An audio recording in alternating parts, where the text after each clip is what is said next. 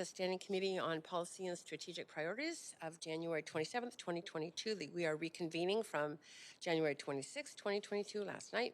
This committee meeting is being convened by electronic means as authorized under Part 14 of the Procedure Bylaw, and as such, committee members may participate in person or by electronic means. For committee members participating by electronic means, please do ensure your video is turned on and let the clerk know if you leave the meeting for the purposes of confirming quorum. It's really important, especially right now. I think we've just got 6, so just quorum. So it's important that you do keep your videos on, please. Committee members are reminded that in accordance with Section 14.13 of the Procedure Bylaw, members must enable their video to confirm quorum. Oh, I'm sorry, we no longer have quorum, so I'm going to stop talking until we get somebody back on. Okay, now we have somebody back on, and again, we are at bare minimum quorum of 6. Please, councillors, those of you who are on the line, stay with your videos on. Thank you. If a committee member loses connection during the voting process, staff will get you back online quickly while we suspend the voting process. The staff contact information has been circulated to you. Given the surge in COVID transmission and reinstatement of our COVID safety plan, the maximum capacity in council chambers is 20 persons. Members of the public who wish to participate are encouraged to submit comments online or participate via telephone. If attending in person, health protocols associated with COVID-19 will be observed in council chamber and city hall, and members of the public are strongly encouraged to attend remotely. Let me start by acknowledging that we are on the traditional and unceded territories of the Musqueam, Squamish, and Tsleil-Waututh people. We thank them for having cared for this land, look forward to working with them in partnership as we continue to build this great city together. And I also want to take a moment to recognize the immense contributions of the City of Vancouver staff who work hard every single day to help make our city an incredible place to live, work, and play. Clerk, may we have the roll call, please? We have Councillor Carr in the chair. Mayor Stewart. Present. Councillor De Genova is absent. Councillor Fry. Here. Councillor Swanson. Here. Councillor Hardwick is running late. Councillor Wiebe. Present. Councillor Boyle. Present. Councillor Dominato is absent. Councillor Bly. Here. Councillor Kirby-Young. Present. You have quorum, Chair Carr. Thanks so much.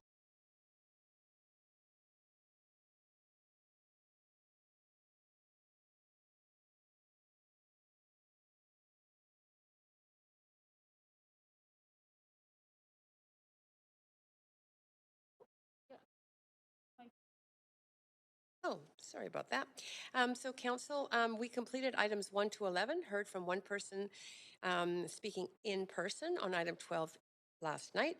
Tonight we have 2 remaining items. Number 12, advancing efforts for an age-friendly City of Vancouver, members motion B7, and item 13, the Year of the Sailor Sea, members motion B8. I want to remind council members that if amendments are brought forward, you must submit them to the city clerk in final written form before you introduce them. And please ensure the city clerk has received your amendment by using council meeting amendments-DL. So we are dealing now with referred items, the 2 remaining items on the agenda. That were referred from the council meeting on January 25th to hear from speakers, and we will follow hearing from speakers with debate and decision. The 9th referred item is item 12, which was previously motion B7, advancing efforts for an age-friendly City of Vancouver, which was moved by Councillor Boyle, seconded by Councillor Swanson. We heard from Speaker 1 on the public body representative list yesterday. Today, we will start hearing from Speaker 2 on the public body representative list. Eddie Elmer, are you on the line to speak? I am. Can you hear me? Yes, very clearly. Welcome. And you have up to 5 minutes to speak to council. Okay. Great. I won't be using the 5 minutes because I'll be brief this time. Good evening, Mayor and Council. My name is Eddie Elmer. I'm co-chair of the City of Vancouver 2S LGBTQ+ Advisory Committee. And prior to this, I was a member of the Seniors Advisory Committee from 2012 to, I think, 2018. At its regular meeting on January 20th, the advisory committee considered the motion before you, advancing efforts for an age-friendly city of Vancouver. The motion was supported unanimously with the following 4 qualifications, actually 5. In 2013, Vancouver City Council passed a motion to seek recognition by the World Health Organization as a global age-friendly city. Since that time, numerous reports have been produced with thoughtful recommendations to help Vancouver meet this goal. While we see merit in reviewing and refreshing these recommendations as required, it is our hope that the primary emphasis will now be on the implementation of recommendations rather than the creation of additional reports. As it has been almost a decade after Council's motion, we think the focus should now be on action. We hope that hiring a dedicated seniors planner will help to fast-track the implementation of existing recommendations. Number 2, rather than working on time-limited initiatives, we encourage the seniors planner, staff, and council to consider enacting or amending bylaws to ensure that age-friendly initiatives have a lasting long-term impact. So, for example, changes to the building bylaw to make homes more accessible or that include more sociable design features, which other cities have done.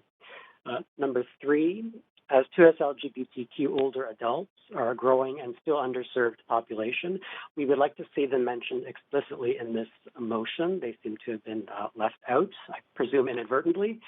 We would also like the new seniors planner, if there is one, to be familiar with this population and to consult with our committee on the implementation of age-friendly strategies where appropriate.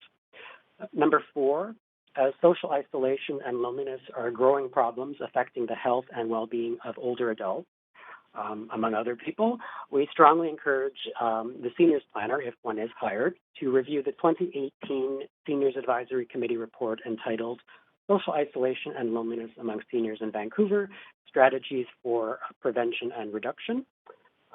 And that report has 23 recommendations to reduce isolation and loneliness, most of which are actions that are within the purview of the city. Finally, we would like our committee to be updated on age-friendly actions that have been taken so far, that are in progress, or that are planned for the future. And if council wishes to proceed with a new formal senior strategy, we would also like to be consulted on that as well. Thank you for your time. Thank you so much. You do have some questions, if you wouldn't mind staying on the line. Sure. Great. Councillor Weeb, go ahead, up to 3 minutes. Thanks, Eddie, for coming to speak today. I really liked your comments. You're really talking and focusing on the actions. So you're not looking for a large new strategy, but the fact that over the last decade we have approved and moved forward some really good policy that needs to now be actionable. So is that the main goal here, is not to create a new strategy, but really ensure that on the actions that we're doing as a city, that there's a planner to ensure that that lens is being put on everything, including for the 2S LGBTQ plus community.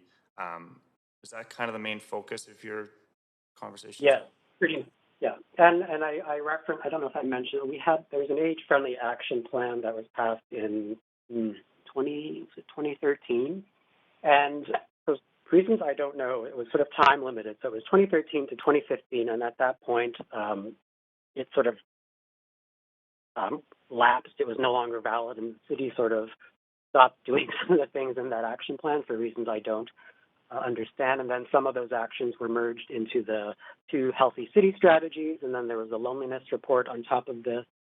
And then, of course, the World Health Organization Global Age-Friendly Cities Guide has all sorts of wonderful recommendations. So there's all these wonderful glossy reports and books, and they've kind of been sitting on a shelf, and it's been frustrating, and it was frustrating for the 3 terms that I was on the Seniors Committee.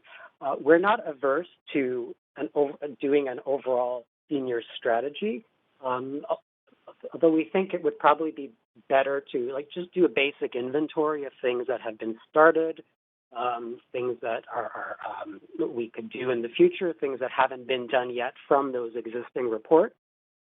We don't seem to have much of an appetite to create this whole new strategy, because that would involve a lot of work, just like the first age-friendly action plan. That one involves hiring a consultant and doing focus groups and doing all sorts of background research and then writing the report and taking it to council. And we see that could take a very long time.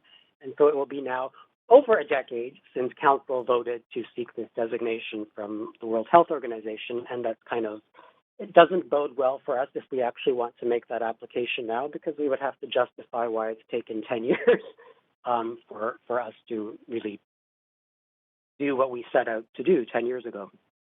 Okay, I appreciate that. Because when I sat on the TGV2S committee, the same thing. It was recommendations are in front of us. Council has the recommendations, and now it's time to do the action. So I appreciate your comments and look forward to trying to make that happen. Thank you. Super, super. Great. Thanks, Councillor Wiebe. Those are your questions. Thank you so much for. Point of privilege, Chair. Could you, yes? Councillor Kirby-Young, could you add me to the queue Oh, absolutely. for questions? Yes, I just added you now, and I will advance you. Great, Councillor Kirby-Young, over Great. to you for 3 minutes. Yeah, thank you. Eddie, I just kind of want to zero in on one question for you. You mentioned several times, and you said if that planner or that position is hired. Yeah. Why do you say if? And do you have kind of hopes, given all of the dialogue around other work will have to be prioritized, or we don't have staff free to do this? And the motion's very clear about the desire to reassign resources, but can you speak to that a little bit in terms of your hopes for that? Well, it's Well, the committee's breaking out a little bit. because I know she said several times. Okay, Can you hear me? breaking up. I couldn't. Yeah. I did not hear the last part of the question. If the chair could repeat. Yeah, I just said I noticed that you said if several times, like if that planner is hired. Okay. So I just wonder if you could add some perspective on that. Well, we're just saying if we don't want to presuppose anything. We would like to see a seniors planner. We need somebody to coordinate the actions in all of these reports, because there really isn't much coordination now across departments. But whether there is money to hire a seniors planner, that's for all of you to deliberate on, and I won't wade into that debate. Okay, so your committee's position is you're just flagging the need and that it's time to do this. Is that yes? Fair? Yes. We need that coordination. Okay, great. There are people in social planning who do this already, but we need a dedicated staff person with that lens and who's focused specifically on this, and ideally who also knows about LGBTQ+ people. I have to mention that, of course, because that's the committee I'm on. Great. Thank you very much, and thanks for speaking. Great. Thanks, no problem. Thanks, Councillor Kirby-Young. And thank you, Eddie, very much again for speaking to us and for all the great work you've done for the city on this issue. Okay, I appreciate that. Thank you. Yeah. And we have another speaker on the list, Dr. Joy Masuhara. Yes, hello. Yes. Mayor. Go ahead. We have you have up to 5 minutes to speak to council. Great, thank you very much. Hello, Mayor and Council. I'm Dr. Joy Masuhara, co-chair of Women Transforming Cities, and I'm speaking on behalf of this intersectional feminist organization. I'm also a family physician and have focused my career on care of the elderly for almost 30 years. So with the increasing numbers of older people in our cities, this motion is timely and important. So thank you to Councillors Boyle and Swanson for putting this forward. Women Transforming Cities supports this motion. This motion has many strengths. It asks for a plan and a dedicated full-time position to enact a plan towards an age-friendly city. It aligns well with the previous motion from 2019 to put a gendered intersectional framework on all the city's work. We know this work has started and must continue, but this motion gives it a boost. Age is one specific important intersection, and the keeping of other intersections such as gender, race, ability, sexual orientation, socioeconomic status, etc. in mind is also a strength of this motion. For example, we know that older women have a lower average income than older men. If you're single, Indigenous, or racialized, these intersections will also change this average and contribute to other unique challenges. So we need to remember that one size doesn't fit all when we're planning and executing strategies for improvement. Other strengths of this motion it aligns with other work the city is already doing, such as the Healthy City Strategy, and that it asks for key partners to be engaged with in collaborative planning. I think this is really an important aspect. And this includes health authorities and the CMHC to work with community partners. I would suggest that TransLink be added to this list, as transportation is a huge concern for older persons, and I hear about this on a daily basis in my practice. The motion also highlights housing as an issue requiring attention and mentions other key social determinants of health, such as food security, climate change, emergency preparedness, and transportation. Adding explicitly to this list, I would suggest income and social isolation inclusion. The city's Senior Advisory Committee has already produced an excellent report on social isolation with recommendations back in 2018, and this report is still relevant and probably even more so today because of COVID. As well, other accessibility concerns such as access and ability to engage with digital technologies would further strengthen the motion. Again, all of this needs the intersectional framework applied. I work largely with multicultural elders, and there are often more and unique barriers to access, understanding, and successful use of many services. Another strength is the acknowledgement that community engagement and involvement with multiple stakeholders, including other levels of government, will be necessary, and that widespread education of staff and elected officials will be required. Included in this is the need to collect data, and we strongly suggest the need for this data to be disaggregated. So action on, rather than just having a plan, and the resources to enable this will be key. And I know from last evening, Councillor Weed had concerns about where these resources will come from, and this will always be the case when we have competing priorities. However, this type of collaborative planning and coordinating, particularly with focus on the social determinants of health, things that cities can have significant impact on, these are the preventative actions that more than pay for themselves over the long run. It lessens the stress on emergency services such as police and firefighters. It builds social cohesion and improves resilience. So keeping an intersectional lens, centering equity so that those most vulnerable will have the greatest benefit, and that this will then have a ripple effect out to all, will be important going forward. Women Transforming Cities, we're excited to learn more about the city's actions in the future and to further support the work. So thank you for your attention, and thank you to all of you elected officials for your public service and consideration of this important motion. Thank you very much. You do have questions. If you could just stay on the line. Councillor Weeb, Okay. over to you for 3 minutes. Yeah, thanks for speaking. And I appreciate you referencing last night. We've got a couple emails really concerned from people from the advisory committee on my questions on what should we cut. And I think the main goal is, I like the idea of us revisiting going to a well-being budget framework where the return on investment in funding this position on the health and wellness of our seniors is so critical. And I think we need to change the frame of how we do budgeting to ensure that we can advance this work. And in the resolution says explore. So for me, do you think it's the outcomes that if we did hire this position and put this lens, we should be focusing on the health outcomes of our seniors? And that's such an important key to what this council should be fighting for.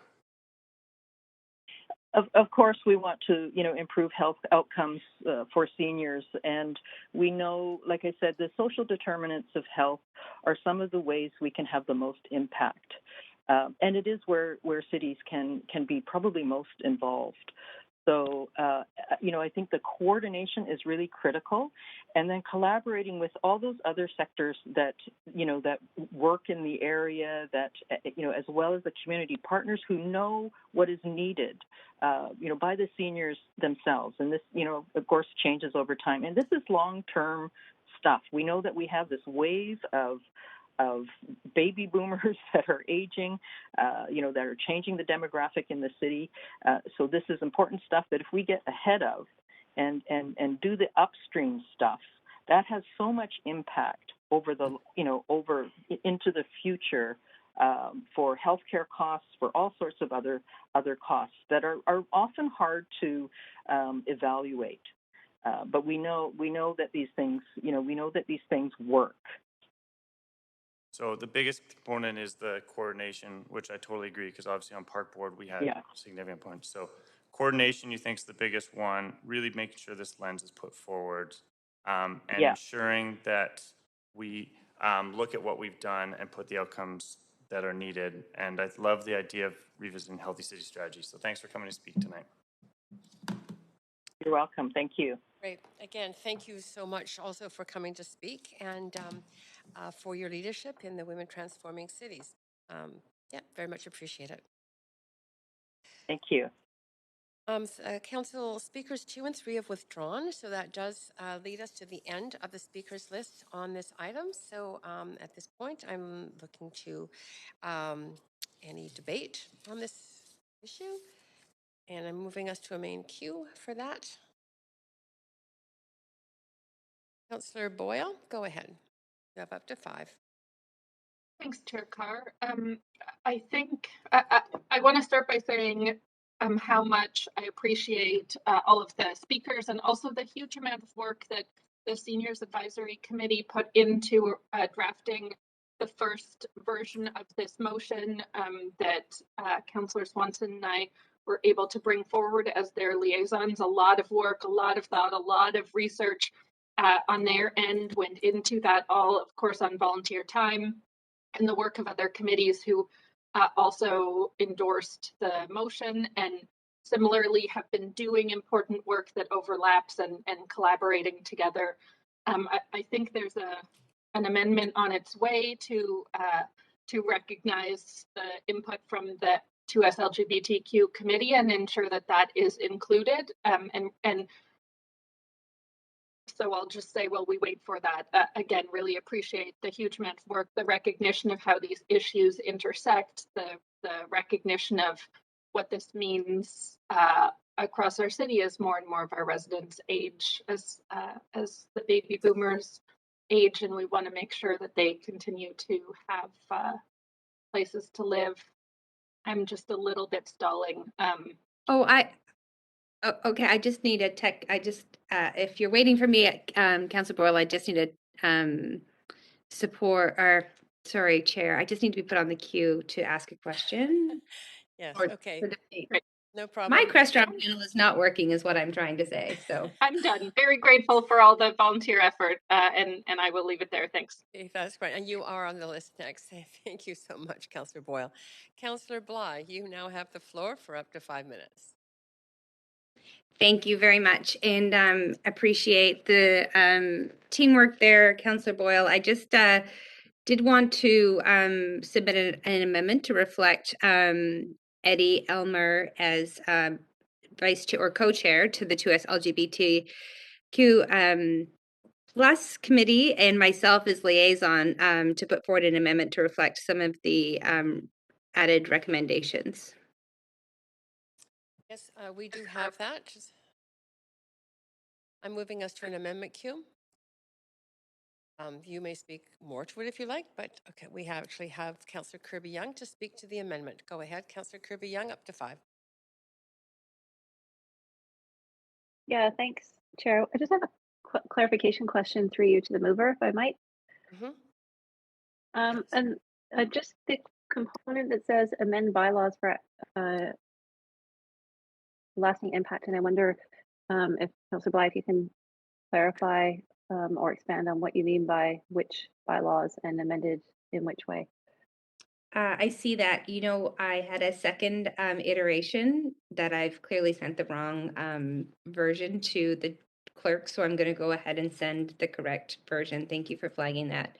That was language that was part of the comments from what the speaker had shared, but intended to take out. So I will just resend right now. And Chair, I'm okay with that. Just if we can stop my time for that, that'd be great. Thanks. Yes, I will stop your timer.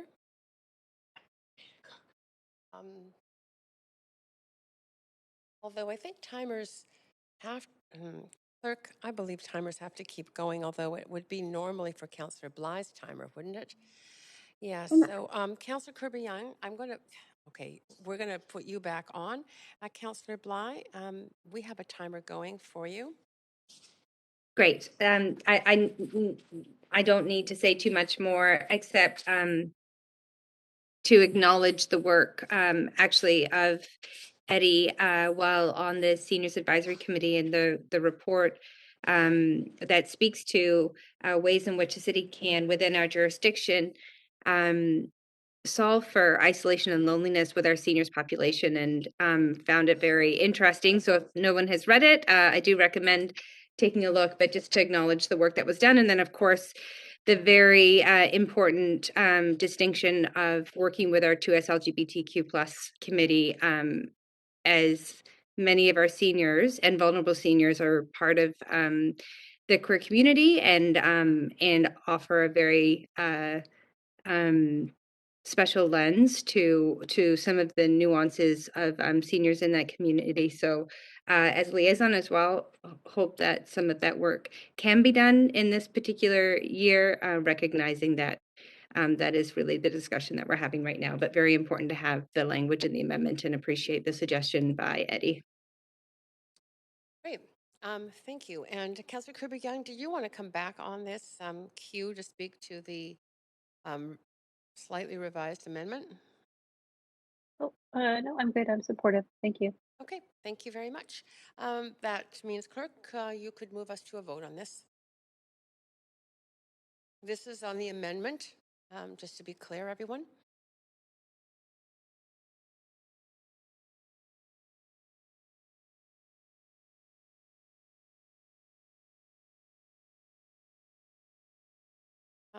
Are the people, clerk, I just need to know if Mayor Stewart is still on the line.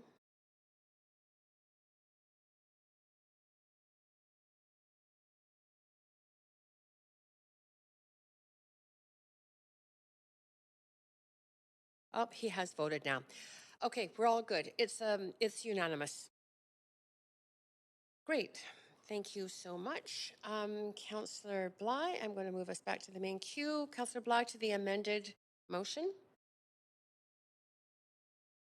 Just hold my comments for a moment here. Thanks, Chair. No problem. Councillor Swanson, to the amended motion. Yeah, I just want to start by thanking the members of the Seniors Committee, of which Councillor Boyle and I are the liaison, for working so hard on this. They spent jillions of hours and went over every word. And it's really important work, and I think the amendment makes it even better, so that's good. This will put the seniors in the queue, basically, to get their own planner, which I might not happen right away, but I think it will happen, and I think that will be really good. There's so many things that are impacting seniors, like the heat dome, like low income. There were, lots of stats that they provided us. The median senior household income is $28,000. 46% of senior renters are in core housing need. Those are issues that we really have to deal with. Seniors that depend on the guaranteed income supplement get about $1,600 a month, which is about $75 more than the average rent in Vancouver. So it doesn't leave much to live on. So homeless seniors are increasing. And there's, as everyone has pointed out, we need an intersectional lens on this. If you're a racialized 2S LGBTQ+, if you are a senior with a disability, we need extra attention. And so I'm so glad that we got stuff about intersectionality in this motion. And I like the idea of the Women Transforming Cities about focusing on the social determinants of health. I think then the other thing that the seniors pointed out is if we get this planner, maybe we can use that person to try and get some revenue from senior levels of government for doing some of the things that we need to do that'll help seniors. So I hope we can support this unanimously and go forward with it. Thanks, Councillor Swanson. Councillor Weeb. over to you for concluding comments. Yeah, I'd like to thank the committee for the hard work they did and for the emails we got. I appreciate being challenged on my comments from last night because I think it is good that we get held accountable for the conversations and questions we do ask. I think having the Healthy City Strategy work in this is critical. I think that we have a lot of amazing policies that currently sit and need to be actioned on. I hope that with our current revenues, hopefully with COVID recovery, hopefully we can recover back quicker and our revenues can come back to the state that they once were so that we can find funding to move this as quickly as possible. I think it's really important that we have dedicated planners that represent our communities and ensure that we are delivering on the actions and recommendations that have been approved in the past. So I'd love to continue to push this and see how we can make these actions happen. They're critical. Loneliness has been with COVID and the heat dome. I know one of the Vancouver ambulance attendants has said it was one of the hardest days of his life because he met so many seniors that day that were in the worst shape, and we are not wanting to live in a city like that. So I want to see this work move forward, and I appreciate everyone that's put this together. Thank you. Great, thank you, Councillor Wiebe. And finally, Councillor Kirby-Yung. Yeah, thank you. I'm really happy to sort of hear back from staff about how they could prioritize this work on seniors. I think it's critically important. And I think I'd shared with this council before when I was on the park board. We did a number of sessions out in the community and sort of asking people in terms of what real priorities were and the need to elevate the work that we were doing and ensure that we had supports for our seniors, whether it was enabling transportation access, thinking about how we were building our civic facilities, how they're integrated into housing strategy, was really something that rose to the forefront. And I'm going from memory, but there was a stat that was quite astounding, and I think it was by about 2040, which is not very far away, that we would have something like an 80% increase in our seniors population over 65, and then it goes down to, I'm sure Eddie Elmer could probably correct me on the numbers, but still significant, around 50 or 60% over age 75. And that's quite mind-boggling when you think about it. And so not to be preparing to support such a significant portion of our population doesn't make sense to me. I also think that society is, I think, often kind of reflected in what you value, and valuing people that have come before you and contributed so much, I think really sort of speaks to what we make the effort to prioritize in life. And maybe I'll just end with this quote. It's one that I've always liked, and it says, "In the end, it is not the years in your life that count, it is the life in your years." And I think about all the life that seniors have given to us in our city, in their work lives, in their volunteer lives, and community. And so I think it's really critically important that we make the effort to ensure that they are taken care of and they are prioritized. So I'm happy to support this, and I look forward to hearing from staff how that work can be facilitated and prioritized amongst the other things that they need to do as well. Thank you. Thank you, Councillor Kirby-Yung. And that is it for speakers to this motion. So Clerk, could you take us to a vote on the amended motion?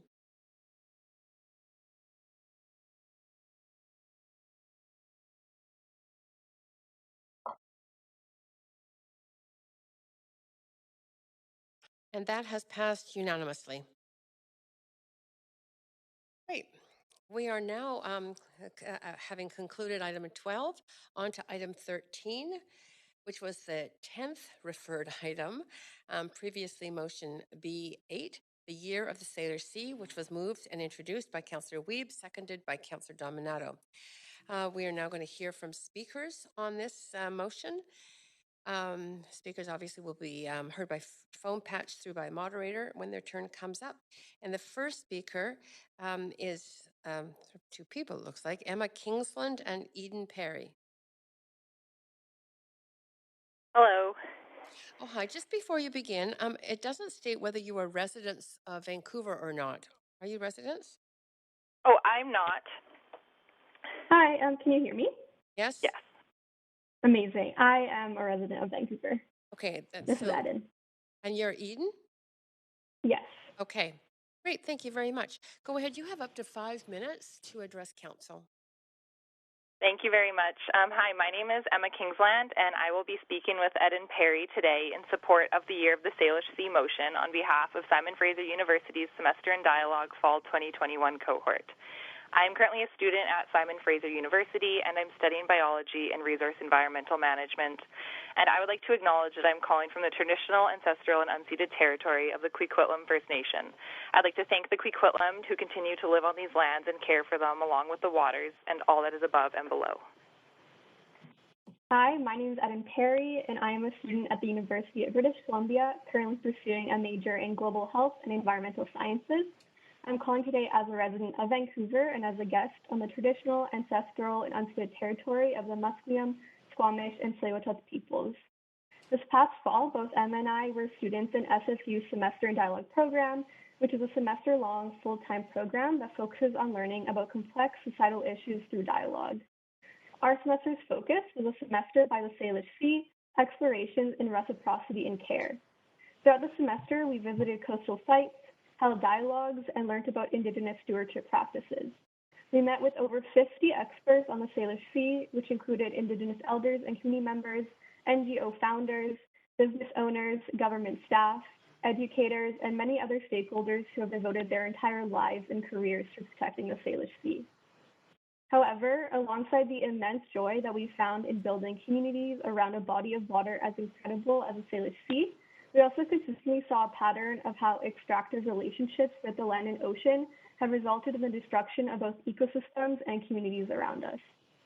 For too long, Indigenous voices have not been heard, nor have their stewardship efforts and practices been recognized and adopted. Governance has been disconnected, and the public has very little knowledge on the issues affecting the Salish Sea.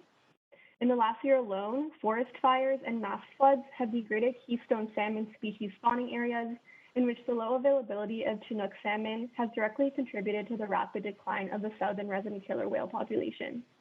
The students of Semester in Dialogue recognize that we need immediate, coordinated, and collective action to mitigate future ecological destruction caused by climate change.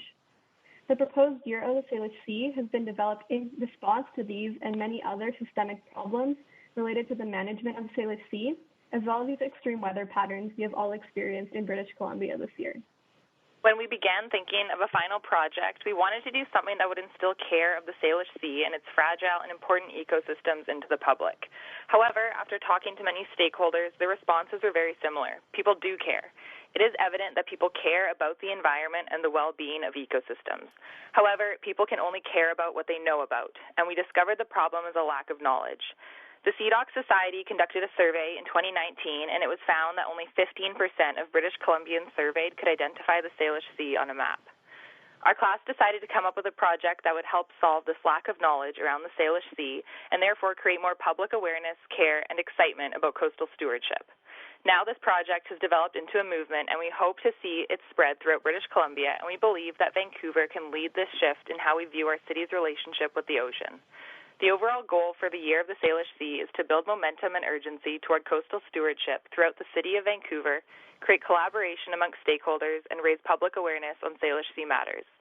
This is an opportunity for the city of Vancouver to lead municipalities, organizations, and residents in the advocacy of collaborative ocean management. It will provide the opportunity for collaboration between organizations, Indigenous knowledge, place-based education programming, and additional initiatives to create public awareness of the Salish Sea. This project also aligns with many ocean initiatives that are occurring within our proposed timeframe, including the UN's Ocean Decade Declaration running from 2021 to 2030, Impact 5, the Sea to City Design Challenge, and the Salish Sea Ecosystem Conference, whose co-chair, Christiane Williamson, who is also the executive director of the Georgia Strait Alliance, has written a letter of support for the Year of the Salish Sea. As you can tell, there are already many initiatives responding to the threats the Salish Sea faces, which are raising awareness about how we are interconnected with the ocean and advocating for stewardship of our lands and oceans. We believe that these efforts, working towards living in reciprocity with the Salish Sea, could be strengthened with greater collaboration through proclaiming a Year of the Salish Sea. Thank you very much for listening to us today. Well, thank you very much for coming to speak to us today. If you don't mind staying on the line, you do have some questions. Go ahead, Councillor. Yeah. Councillor Weeb. I just advanced. I think both the clerk and I advanced here at the same time. No, so go ahead. Yeah, thanks for coming to speak. I'm just wondering, what kind of events do you see us connecting with First Nations and other groups and organizations? Like what would the highlights be? What would the Year of Salish Sea look like?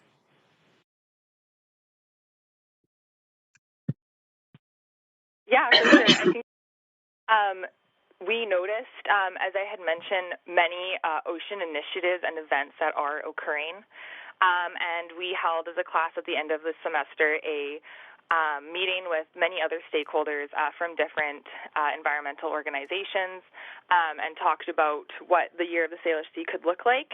And many of them agreed that they would be interested in sharing and reposting and sharing the events that are occurring and information related to the Salish Sea. So I think a real collaboration between organizations of promoting each other's events. I think really things to just gain excitement and awareness in citizens, engaging them in conversations about the ocean and about the Salish Sea and the history of it is really important.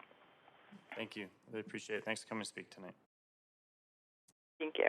Great, and that is it for your questions. So thank you again very much, both of you, for coming and for all that work you're doing on the Salish Sea. Thank you very much. Thank you. Second on the list is Emerald O'Donnell. Hello. Yes, hi. Just before you begin, I'm just wondering if you are a resident of Vancouver. I'm not a resident of Vancouver. Okay, no problem. Go ahead. You have up to 5 minutes to address council. Thank you. Good evening, Mayor and Council. My name is Emerald O'Donnell, and I'm speaking in support of this motion. I'm an SFU student calling from Stalo and Kwantlen territory. I moved home last year to support my family, so I am no longer a resident of Vancouver, but I remain an active member of the community because this is where I eventually plan to make my home. There are lots of reasons that I support this motion, but one of the most exciting things to me is the amount of opportunities it creates for the Vancouver community outside of environmental stewardship. I'm really passionate about building community. I've been doing environmental education and outreach for 8 years, and one of the reasons I love that work is because it makes space to create connections and promote a sense of community in the places I love. So I get really excited whenever I see something that creates opportunities to build cross-community connections. A Year of the Salish Sea, in my opinion, is one of those things. I think that declaring a Year of the Salish Sea, or YOS, could help boost community morale and draw connections across multiple areas of the city, including arts and culture and business.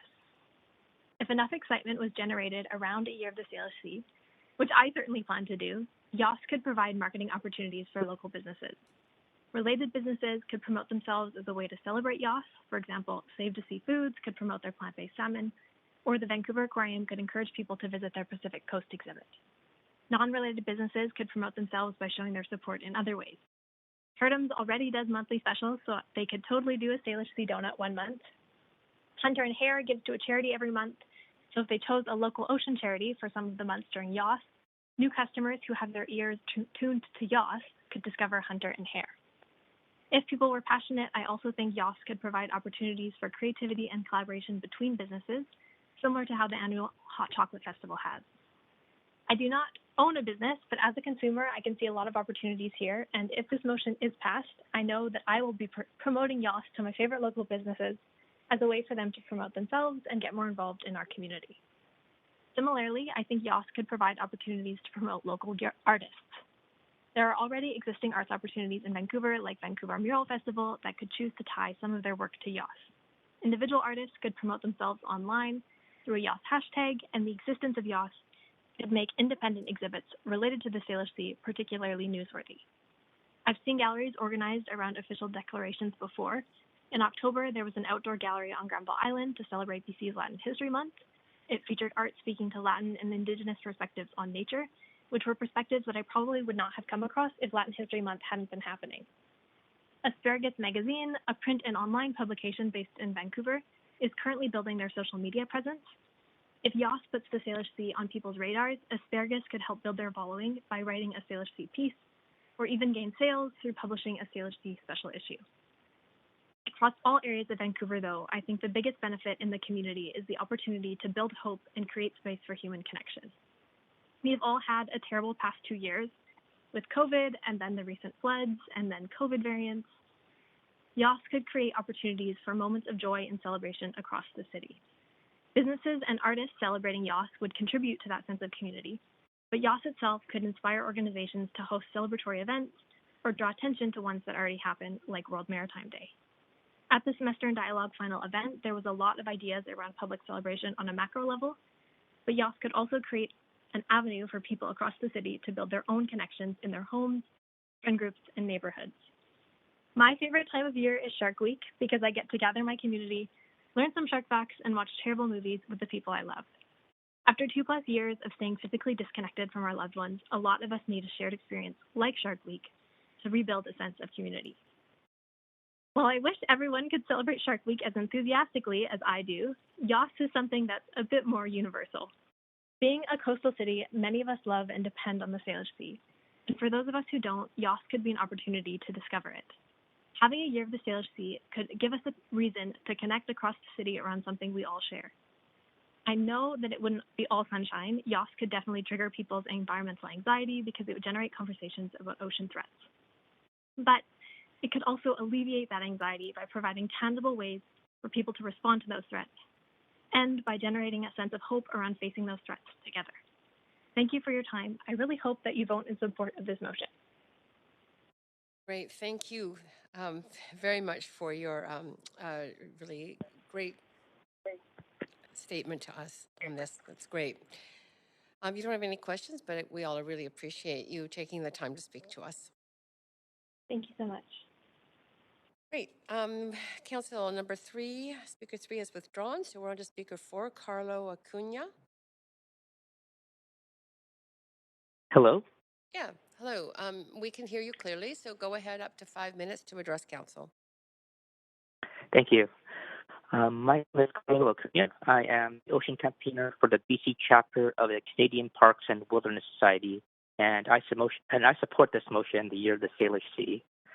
The Canadian Parks and Wilderness Society is part of one of Canada's oldest nonprofit conservation groups, and we work to protect wilderness and public lands and waters, and we've done so since 1978.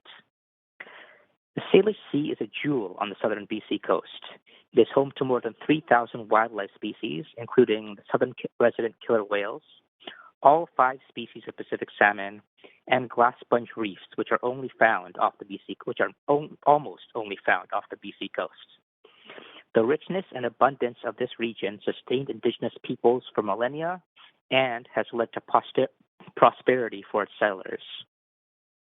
But the sea and its surrounding watersheds are challenged by an ever-growing list of threats, such as climate change, biodiversity loss, and water pollution. Last year was unprecedented. A heat dome killed an estimated 1 billion marine animals. There were devastatingly low salmon runs, and the southern resident killer whale population dropped to 73, the lowest it's been in almost 50 years. This year is important for the Salish Sea. Canada is supporting the United Nations Ocean Decade. They're also working toward protecting 25% of its ocean by the year 2025 and working to 30% by 2030. We also hope to see meaningful advancements to establish a National Marine Conservation Area Reserve for the Southern Strait of Georgia this year too, and that would be around the area of Victoria. And then in September, scientists, government officials, and delegates from around the world are meeting in Vancouver for the 5th International Marine Protected Area Congress to discuss improving ocean protection. So to face the challenges of a rapidly changing planet, we need a healthy Salish Sea. A year of the Salish Sea will help us focus on the challenges the region faces, encourage collaboration to solve these issues, and then give hope for a rich and abundant Salish Sea we can all benefit from. Thank you for your time. Oh, thank you both for your time and for your work out in the community on this very important issue. There are no questions for you, but again, Council really appreciates you taking the time to speak to us. Oh, thank you for listening. Great.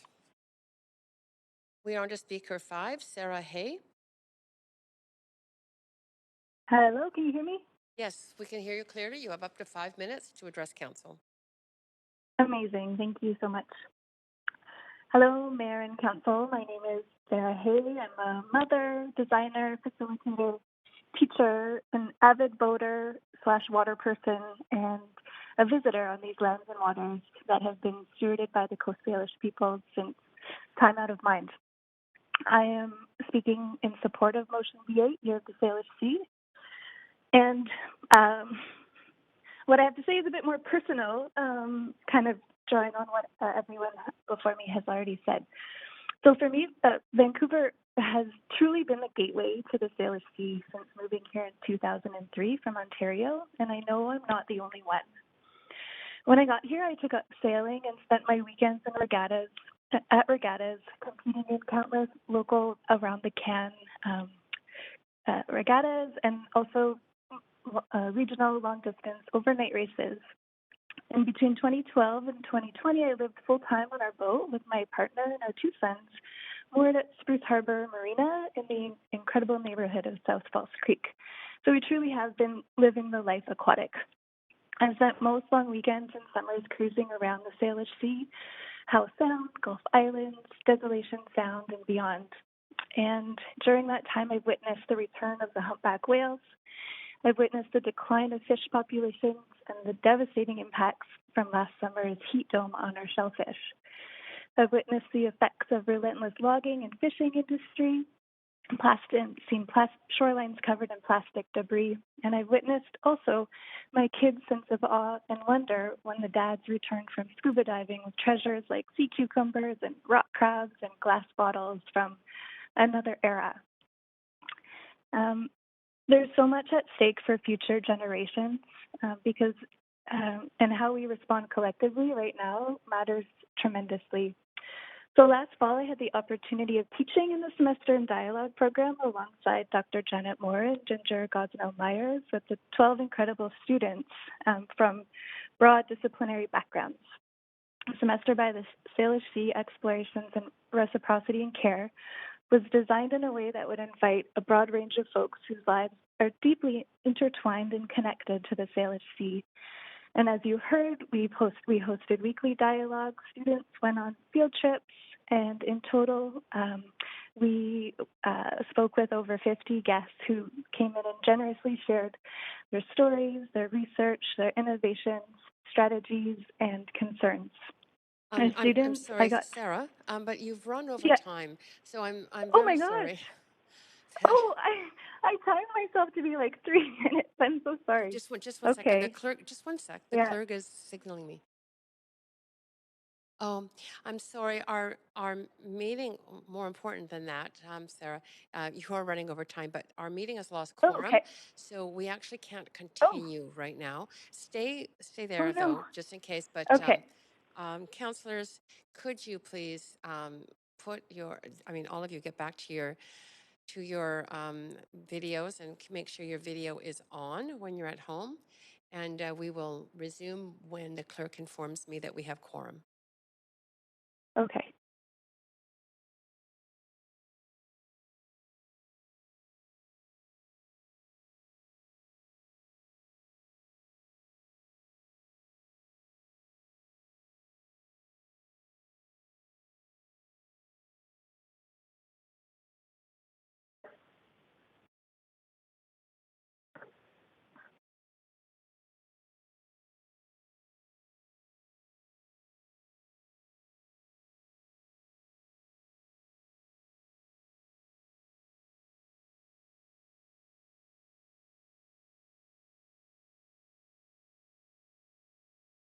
Chair, it looks like perhaps we have quorum now.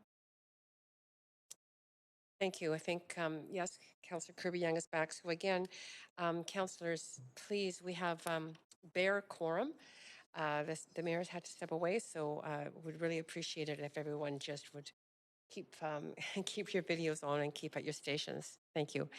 So sorry, Sarah, for that that interruption. But again, that's okay. Yeah, just wanted to thank you. There are no questions for you, but really thank you for the work you do. And that was it was incredibly descriptive stories about the Salish Sea. Really appreciate that.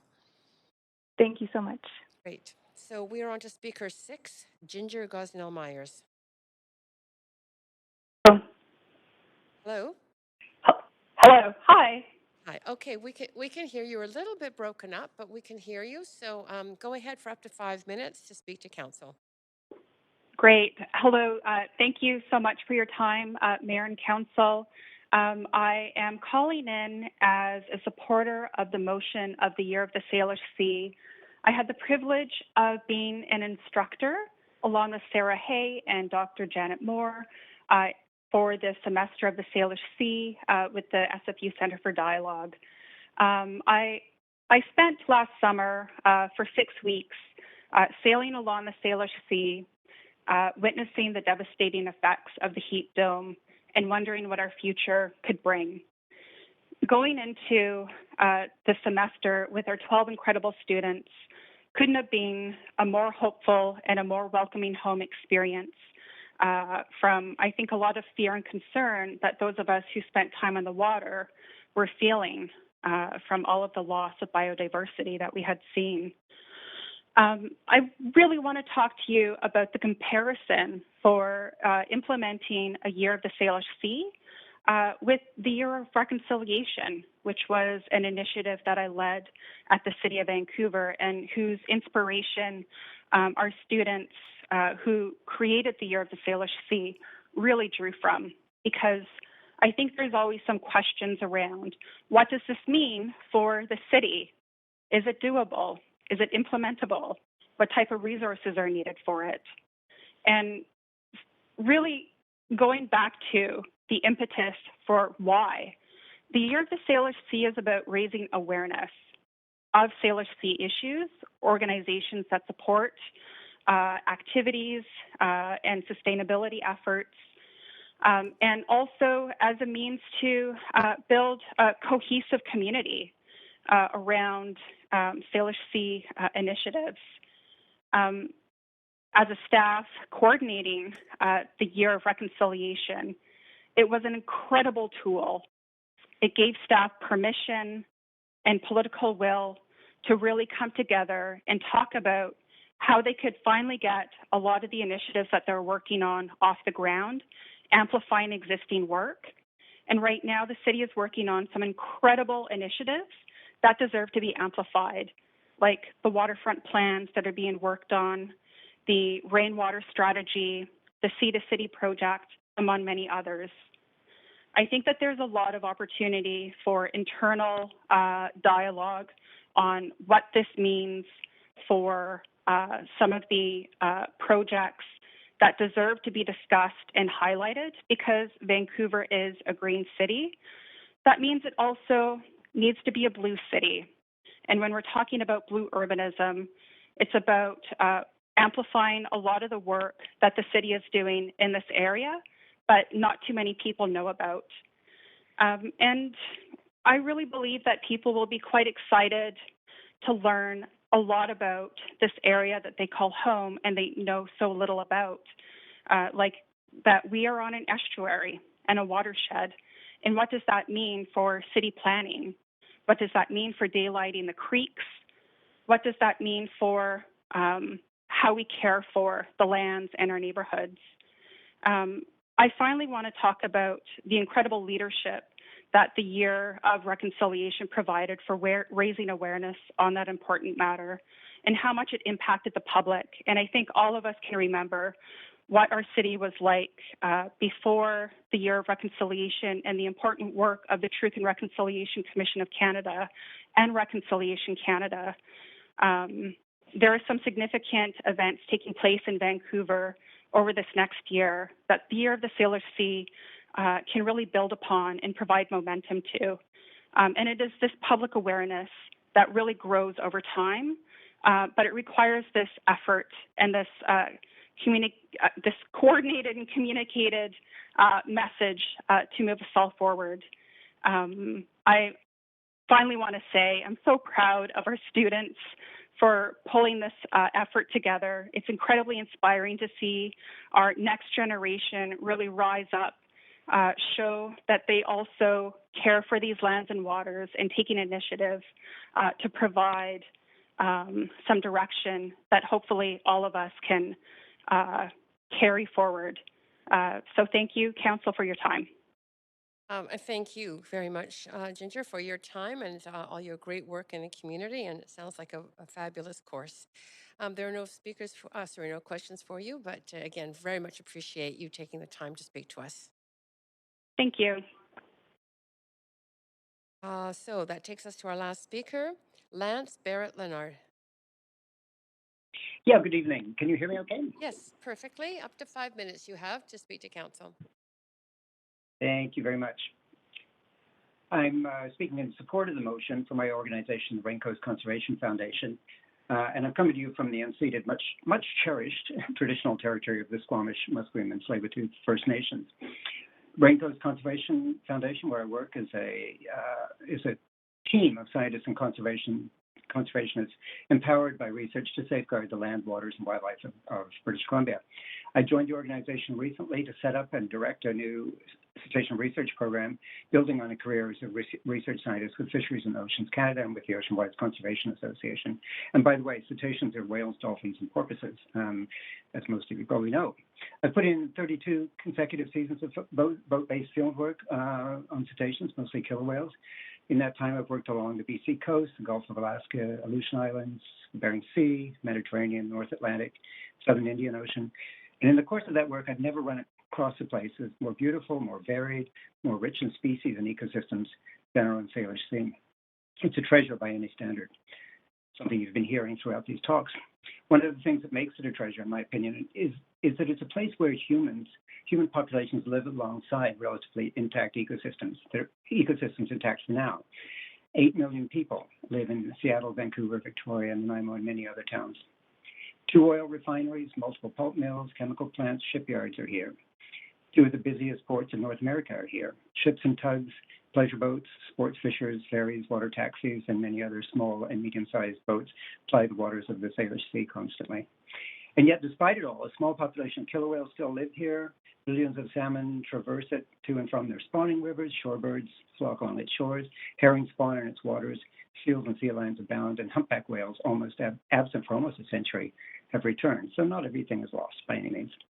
It's under severe stress, however. Our southern resident killer whales are barely hanging on, and they carry some of the highest loads of toxic pollutants of any animal on the planet. Herring stocks aren't gone, but neither are they thriving. The underwater soundscape roars with the noise of vessels 24 hours a day. Miraculously, there's never been a major oil spill in the Salish Sea. And this is a credit to the professional mariners and marine safety regulators alike. But if one did happen, the environmental damage would be colossal, and it would last for decades. So our treasure still gleams despite its tarnish, but like many precious things, it's very fragile. It needs our care and our constant attention. In October and again in November this year, I was privileged to meet with the SFU Semester of Dialogue students who advanced this proposal. I was very impressed by their enthusiasm, concern, their clear-sightedness, and their practicality. Every one of them was very clearly 10 times smarter and 20 times more organized than I was at their age. The idea of proclaiming the Salish Sea is brilliant, I think. The Semester in Dialogue students have advanced a number of compelling reasons, and I'm just going to elaborate on them in my remaining time. First, the Year of the Salish Sea would provide a forum for Vancouver citizens to learn more about this treasure on their doorstep, increasing both their appreciation for it and understanding its importance as a reservoir of ecosystems and additionally as a transport system for people and commerce. The students have said that the Year of Salish Sea would encourage a culture of love for the Salish Sea and for Vancouver as a coastal city, and I couldn't agree more with that. Secondly, the Year of the Salish Sea would foster the development of linkages and collaboration between individual groups with interests and concerns, as the students have pointed out, and many of which I can say from experience work in relative isolation at present. When it comes to environmental protection, we know that there is power in group actions and that inspiration and enthusiasm and motivation are all contagious. The Year of the Salish Sea will help create and maintain that contagion. And third, the biggest environmental challenge facing us, of course, is climate change. The Salish Sea is already feeling the effects of climate change, and the ecosystems it contains stand to suffer catastrophic impacts if it continues its present trend. We have a crisis on our hands. By helping to build appreciation, again, love, for what we have in front of us, the Year of the Salish Sea will provide one additional reminder, a really compelling additional reminder of what we stand to lose to climate change if we don't address it, accelerate our efforts to address it. Fourth, we don't own the Salish Sea. We're privileged to enjoy it. We take inspiration from it, but we don't own it. we're responsible for both past and present generations and future generations to look after it, to care for it, to treasure it, to pass it on in better condition than we found it. The year of the Salish Sea will be one step, I believe, in our transformation from consumers to carers, from despoilers to stewards. Thank you. Thank you very much. And you do have some questions, if you wouldn't mind staying on the line to answer. You bet. Great. Councillor Kirby-Young, up to 3 minutes for questions. Yeah, thanks, Chair. Hi, Lance. How are you? Hi, Sarah. Very well, thanks. It's nice to hear you. I know that you spend a lot of time and have a huge amount of expertise in terms of studying our cetacean populations of all types, but especially whales. And I just wondered, because a lot of the residents of Vancouver are often transfixed when we do get sightings in the harbor, and you touched on it a little bit, if you could sort of give us a perspective on what's happening with their transient and resident pods. Well, it's interesting that right now what we're seeing is the resident killer whales, the so-called southern resident population, using the Salish Sea less and less, or at least they're using the inner waters of the Salish Sea. They're spending more and more of time out in the mouth of the Strait of Juan de Fuca, and we don't really know if they're being pushed or pulled, if they're being attracted out there by more prey out there, or being driven out there by a scarcity of prey and difficulty obtaining it in the inner waters. In contrast to that, the transients, or Biggs killer whales, are kind of doing the opposite. Their numbers have increased a bit, quite substantially over the last 30 years, but they're also using the Salish Sea, coming into the Salish Sea more often than they have for best part of 100 years. So that, and of course, we know that there's a good population, a healthy population of seals in the Salish Sea, and sea lions visiting quite often as well. And we think that they finally discovered it. It took them a while after seals built that, but they've discovered this reservoir of prey, and that's why they're coming back. That's right. That's interesting. Thank you. It's one of the questions that we get asked a lot, and people are like, "Well, why are they coming in, and what's happening? And are the food sources scarce? Is the behavior changing?" So I think these are the kinds of things that people are really interested to learn about, right? Yes, thanks. I agree, Sarah. And the humpback whales are coming in more often too. And what most people don't know is there was a commercial whale watching industry in Vancouver 100 years ago, the first one really known in the world, and it died suddenly when a whaling operation set up in Nanaimo, and all the humpbacks were eliminated in a year and a half, and it took 100 years for them to come back. Now they're back. Now they're coming in again more and more often, and this is just this is wonderful. That's what we have to maintain. Wonderful. Thank you. It's nice to hear your voice. You too. Great. Thanks so much, Councillor Kirby-Young. And thank you very much, Lance. That is it for your questions. Again, thanks for coming to speak to Council. Really appreciate it. Thank you. Council, that is it for our speakers. So we can now move to any discussion you might have on this topic.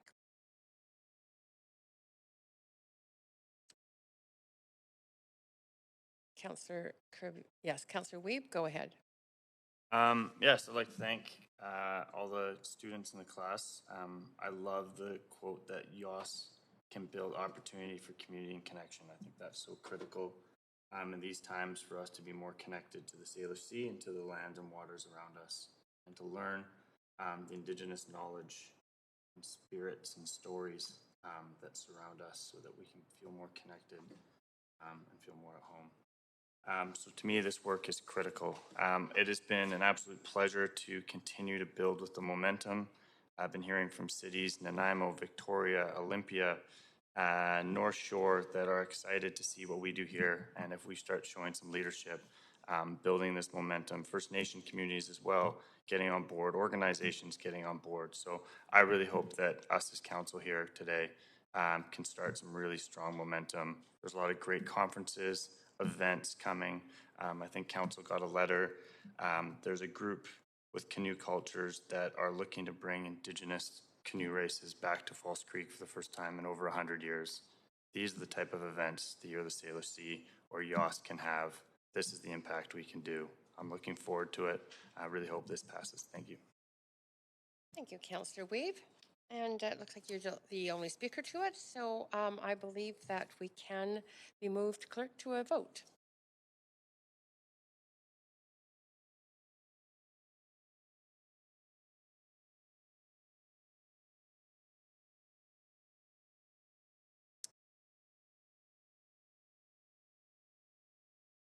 Is the mayor absent? Yes. Okay. That is unanimous. And that's great. So that concludes item 13, which is our final item.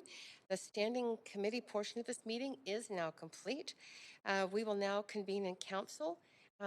Clerk, Mayor Stewart is not in attendance, is that correct?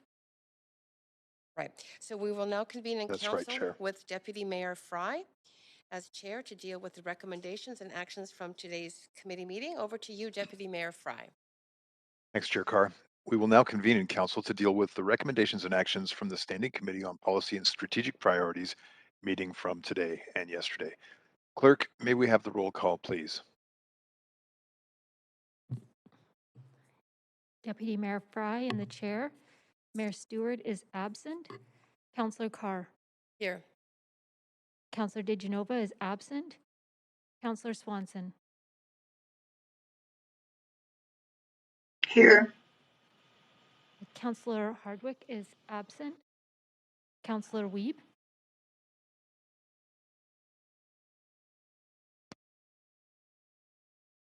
Councillor Boyle. Present. Councillor Dominato is absent. Councillor Bly. Present. Councillor Kirby-Young. Present. You have quorum, Deputy Mayor Fry. Thank you, Clerk. We need a motion to adopt the Standing Committee's recommendations for items 2 to 13. So moved, Councillor Carr. Thank you, Seconder. Kirby-Young. Thank you, Councillor Kirby-Young. All those in favor say yay. Yay. Yay. All those opposed say nay. The motion is carried unanimously. We also need a motion to approve a leave of absence for Councillor Dominato tonight from 6 to 10 p.m. under urgent business. So move, Councillor Bly. Councillor Bly, seconder. Kirby-Young. Kirby-Young. All those in favor say yay. Yay. Yay. Yay. Opposed say nay. Motion is carried unanimously. Would someone like to move the motion to adjourn the meeting? So move, Councillor Bly. Councillor Bly, seconder. Kirby-Young. Kirby-Young. Thank you, Councillor Kirby-Young. All in favor? Yay. Yay. Yay. Yay. Thanks, everybody. This meeting is now adjourned. Thanks, everyone. Thanks, everyone. Yeah, thanks, staff. Thanks.